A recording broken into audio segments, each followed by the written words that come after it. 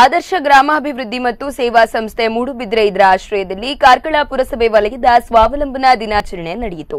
ಸಭಾಧ್ಯಕ್ಷೆ ಕಾರ್ಕಳ ಪುರಸಭೆ ವಲಯದ ಅಧ್ಯಕ್ಷರಾದ ಶ್ರೀಮತಿ ರೇಷ್ಮಾ, ಮಹಿಳಾ ಸಾಂತ್ವನ ಕೇಂದ್ರದ ಸಮಾಲೋಚಕಿ ಶ್ರೀಮತಿ ಸುನೀತಾ, ಪುರಸಭಾ ಸದಸ್ಯರಾದ ಶ್ರೀಮತಿ ರೆಹಮತ್ ಎನ್ ಶೇಖ್, ಶಾಲಾಭಿವೃದ್ಧಿ ಸಮಿತಿ ಇದರ ಅಧ್ಯಕ್ಷೆ ಆರಿಸ್ ಕಾಬೆಟ್ಟು, ಶಾಲಾ ಮುಖ್ಯ ಶಿಕ್ಷಕಿ ಜೆಸಿಂತಾ, ಸಹಕಾರಿಯ ಮಾಜಿ ಅಧ್ಯಕ್ಷ ಶ್ರೀಮತಿ ಶೋಭಾ ಭಾಸ್ಕರ್, ಸಹಕಾರಿಯ ನೂತನ ನಿರ್ದೇಶಕಿ ಶ್ರೀಮತಿ ಜ್ಯೋತಿ ಜೂಲಿಯಾನಾ, ಮಾಜಿ ನಿರ್ದೇಶಕಿ ವಿನೋದ ಇವರ ಉಪಸ್ಥಿತಿಯಲ್ಲಿ ಪುರಸಭಾ ಅಧ್ಯಕ್ಷರಾದ ಸುಮಾ ಕೇಶವ್, ಮಹಿಳಾ ಸಾಧಕಿ ವಂದನಾ ರೈ ಹಾಗೂ ರಮಿತಾ ಶೈಲೇಂದ್ರ ಇವರಿಗೆ ಸನ್ಮಾನ ಮಾಡಿದರು.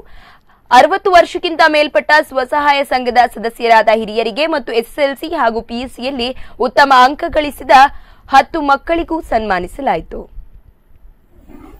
ಶಾಲೆ ಓದಿಸುವುದರೊಂದಿಗೆ ಫಲಪುಷ್ಪವನ್ನು ನೀಡಿ ನಿಮ್ಮಂತ ಮಹಿಳೆಯರು ಇವತ್ತು ವೇದಿಕೆಯಲ್ಲಿ ಕೂತ್ಕೊಂಡಿದ್ದಾರೆ. ಅದೇ ರೀತಿ ಮುಂದೆ ಈ ವೇದಿಕೆಯಲ್ಲಿರುವಂತಹ ಈ ಸಭಾಂಗಣದಲ್ಲಿರುವ ಮಹಿಳೆಯರು ಕೂಡ ಮುಂದಿನ ದಿನಗಳಲ್ಲಿ ಹೀಗೆ ವೇದಿಕೆಯಲ್ಲಿ ಕೂತ್ಕೊಂಡು ಸನ್ಮಾನ ಸ್ವೀಕರಿಸುವಂತಹ ಸಮಯ ಬರಲಿ ಅಂತೇಳಿ ಹೇಳಿಕೊಡ್ತಾ, ಇನ್ನಷ್ಟು ದೊಡ್ಡ ದೊಡ್ಡ ವೇದಿಕೆಯಲ್ಲಿ ದೊಡ್ಡ ದೊಡ್ಡ ಸನ್ಮಾನಗಳನ್ನು ಸ್ವೀಕರಿಸಿ ನಿಮಗೆ ಆದರ್ಶ ಗ್ರಾಮಾಭಿವೃದ್ಧಿ ಮತ್ತು ಸೇವಾ ಸಂಸ್ಥೆ, ಗ್ರಾಮಜ್ಯೋತಿ ಉಳಿತಾಯ ಮತ್ತು ಸ್ವಸಹಾಯ ಸಂಘಗಳ ಒಕ್ಕೂಟ, ನವಚೇತನ ವಿವಿಧೋದ್ದೇಶ ಸೌಹಾರ್ದ ಸಹಕಾರಿ ನಿಯಮಿತ ಇದರ ಸಂಯುಕ್ತ ಆಶ್ರಯದಲ್ಲಿ ಸ್ವಸಹಾಯ ಸಂಘಗಳ ಸದಸ್ಯರ ಸ್ವಾವಲಂಬನಾ ದಿನಾಚರಣೆಯನ್ನು ನಾವು ಕಾರ್ಕಳದ ಕಾಬೆಟ್ಟು ವಲಯದವರು ಆಚರಿಸ್ತಾ ಇದ್ದೇವೆ.